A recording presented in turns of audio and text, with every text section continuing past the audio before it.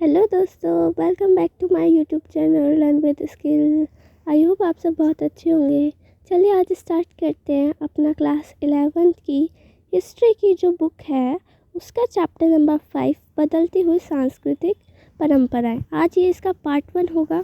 आज मैं इसको आपको इम्पोर्टेंट क्वेश्चंस बताऊंगी इस चैप्टर के एनिमेशन वीडियो के मदद से।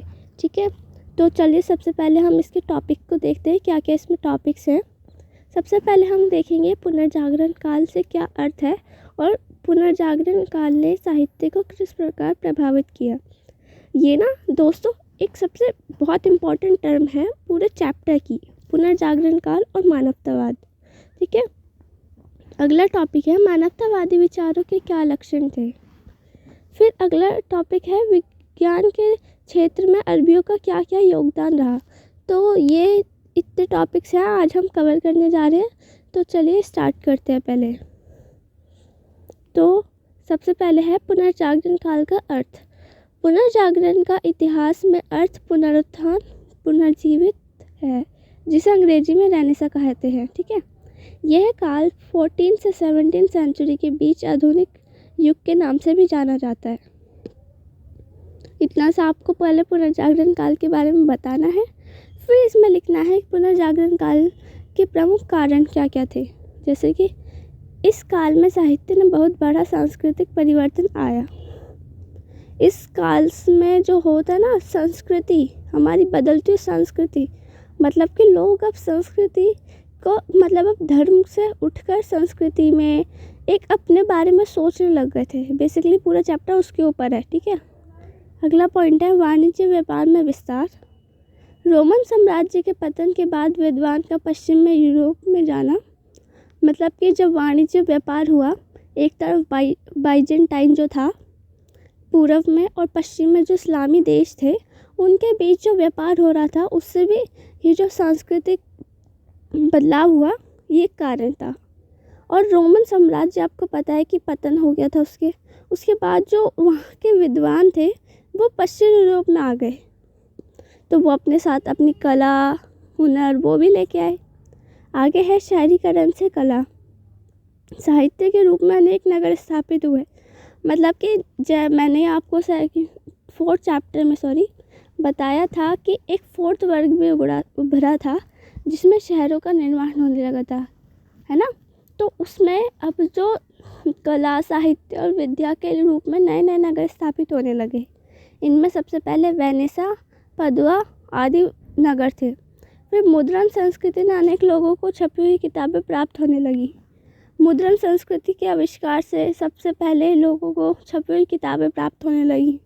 ठीक है, ये भी एक कारण है। अब आगे इसमें है पुनर्जागरण काल ने किस प्रकार साहित्य को प्रभावित किया। इस काल में साहित्य ऐतिहासिक और सांस्कृतिक परिवर्तन आए, मतलब कि इस काल में सांस्कृतिक ऐतिहासिक परिवर्तन आए। अनेक महान लोग आए जो अनेक रुचियाँ रखते थे, जैसे कि प्लेटो, अरिस्टो, ये सब। मानवतावादी विचार पर बल दिया जाने लगा। मानव को एक विवेकशील कर्ता माना गया, मतलब कि इस काल में ये पॉइंट्स हैं कि क्या क्या परिवर्तन आए। ठीक है, सांस्कृतिक भी और ऐतिहासिक भी, आप इसमें और ऐड कर सकते हैं। अब आगे है मानवतावादी विचारों के क्या क्या लक्षण थे। यह एक विचारधारा था जिसमें व्यक्ति के जीवन सुख समृद्धि पर जोर दिया जाता था। मतलब कि इसमें सबसे पहले ये कहा जाता था कि व्यक्ति जो सुख है ना, व्यक्ति का सुख समृद्ध जीवन के ऊपर जोर दिया जाता था, ना कि धर्म के ऊपर। इस काल में हालांकि धर्म का भी वर्चस्व था, इसमें हम अभी आगे पढ़ेंगे। इस काल में मानव को एक विवेकशील कर्ता माना जाता था जो तर्क संगत विचारों को जाने और समझे। मतलब कि अब उसके पास एक सेंस थी जिससे वो समझे। विवेकशील कर्ता माना जाता था जो अपने निर्णय खुद कर सकता था, धर्म के आधार पर नहीं था। अब मानव पोप के अंधविश्वासों से दूर हो गए थे। मतलब कि पोप जो थे, पादरी थे, वो मानव को धर्म के नाम पर ठगते थे, तो मानव अब उससे मुक्त हो चुका था। मनुष्य आदर सम्मान, मानव जीवन सुधारने हेतु विशेष ध्यान दिया गया। मतलब कि इस काल में मनुष्य के आदर सम्मान, मानव जीवन को सुधारने के लिए बहुत ज़्यादा विशेष महत्व दिया गया। महान साहित्य दाते जोते ने अपनी रचनाओं में महान जीवन की विशेषता, भावना, दुर्बलता आदि की विवेचना की। मतलब कि इन्होंने अपनी रचनाओं द्वारा, जैसे जोतो और दाते अलगिरी जो थे, इस कलाकार थे, चित्रकार थे, इन्होंने अपनी कला के द्वारा मानव की भावनाओं, दुर्बलताओं की मतलब कि व्याख्या करी।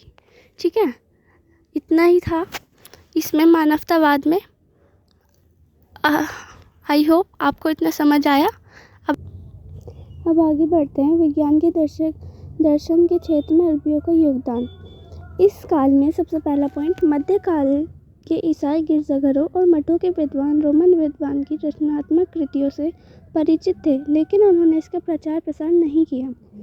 मतलब कि वो लोग जो थे गिरजाघरों वाले, वो इन सब को जानते थे कि इनका अनुवाद हो रहा है, पर उन्होंने इनका अनुवाद नहीं किया। आगे है, 14वीं सदी में प्लेटो और अरस्तू के ग्रंथों का अनुवाद शुरू हुआ और इसे पढ़ना भी शुरू हो चुका था।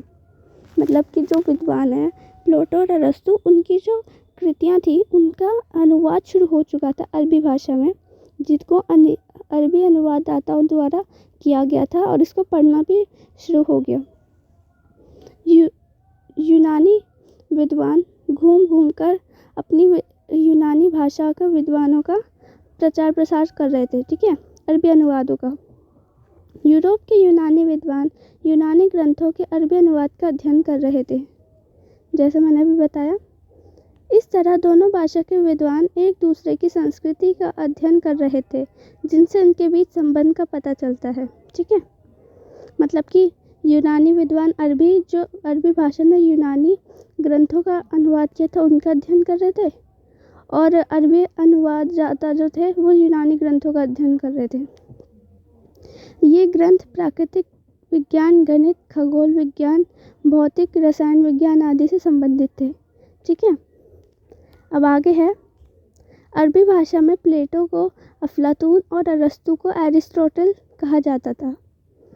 अरबी में अल शब्द का अनुवाद है, जिसे अरबी यूनानी विद्वान के लिए इस्तेमाल किया गया था। इतावली में मुसलमानों को महान विद्वान माना जाता था, जिसमें मध्य एशिया के ईबा सिना थे, जिन्होंने एक अनुवाद किया था। ठीक है, इतना ही था विज्ञान के दर्शक में अरबियों का योगदान। आई होप आपको पसंद आई होगी। Please like, share and subscribe.